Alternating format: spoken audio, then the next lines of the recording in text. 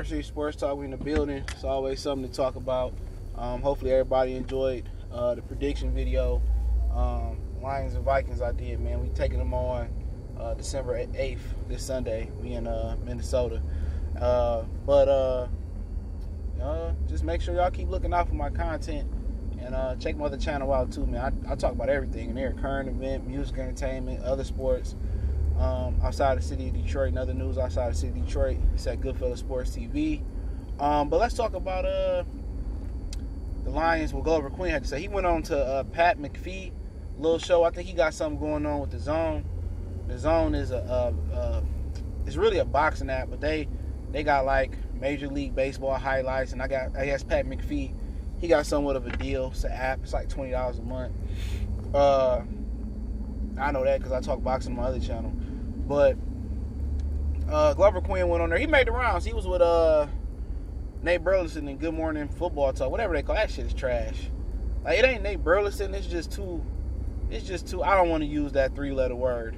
But it's just too, like, it's not godlike, all right? At all. It's just, like, feminine. I'm sorry. Like, I need some type of, it's cool they had an eye candy, but the guys on there just act like women, other than Nate. But that's just my opinion on the show. I just can't watch it.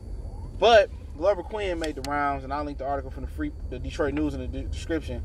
Well, basically, you know, he had a little issue with Patricia, because once Patricia got in with the Lions, like, the style was different. Glover Quin was an all-pro, Pro Bowl caliber player. You know, in my opinion, he was one of the better safeties in the league. As soon as Patricia came in and changed the defensive style, he's one of the guys that suffered. He asked to be released. They held on to him, and then eventually released him. And he said he's enjoying retirement right now, and that's good for him. But he basically said that the players don't like or love the style that Patricia is coaching in. And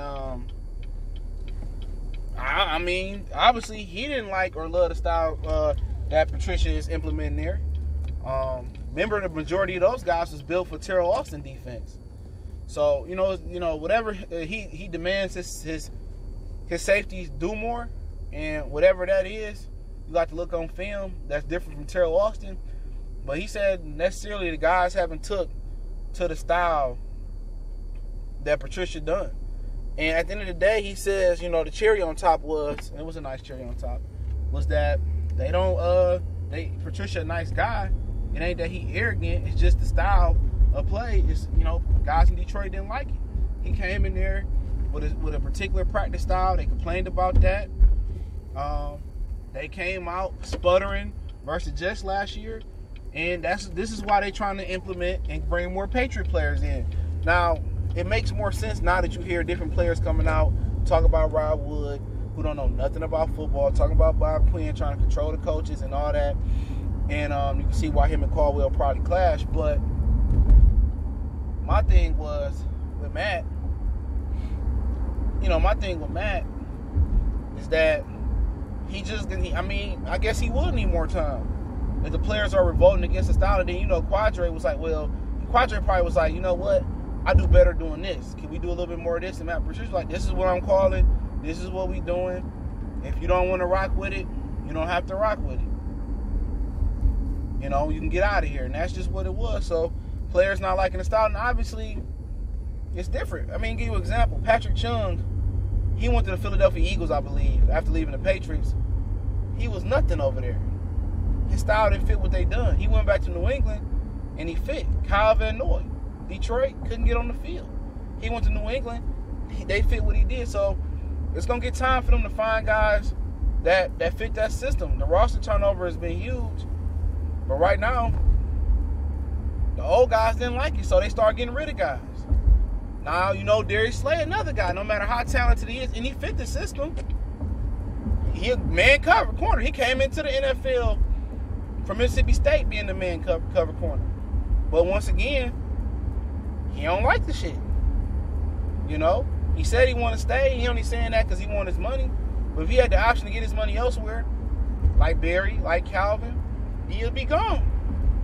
So Matt Patricia, one thing I noticed about coaching and about life, you go into your job every day, when you go coach a team every day, shout out to Corey Parker, I think it's his name at River Rules. Excellent coach, great man.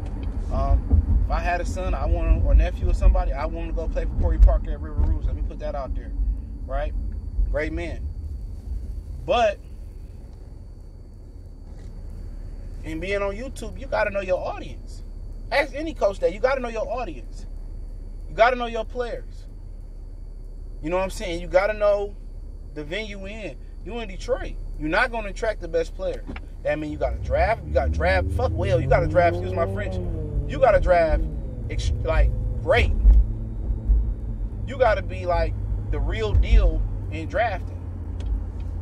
And then outside of that, you drafting great. You got to know the guys that's already there. And you got to know how to talk to them. And being in management, you got to know how to talk to people. You don't always got to be a hard ass. Sometimes you got to be a hard ass. But you got to know how to talk to people. And if you don't know how to talk to people, per se, it's not going to work out for you, to be honest. And for Matt Patricia, it seemed that he don't know how to get the guys to buy in. It's not that they don't like the man. They saying, and Glover Quin could just be saying that to put sugar on top. Kind of be like, they kind of like him. It's just his style and the way in the system that he implemented. He could say that. But in my opinion, he don't know how to get guys to buy in. He don't know how to engage these guys. He don't know how to get guys to get out that Caldwell. And they probably still love Caldwell. They probably question why Quin fired Caldwell. They probably having a hard time defensively taking on to the change, and they just not buying in. So I don't think it's him the person. He just don't know how to get these guys to rally for him. They still playing hard, but they don't buy into the system. And it's hard to buy into a system when it's not working, and there's no improvement. You don't see why it's working. We rushing 3 people, we rushing 4 people, and it's not working. So it is what it is, man. But it seems that he needs more time to get the players he want to get in here, but we'll see what happens. They talking about possibly bringing back Calvin Noy. It is what it is. But hey, Motor City Sports Talk. Let me know what you guys think. I put the article link in the description. Don't forget me on Facebook, Instagram, Twitter.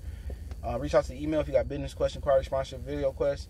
Shout out to River Rouge once again, man. Winning state championship, man. That's a huge accomplishment.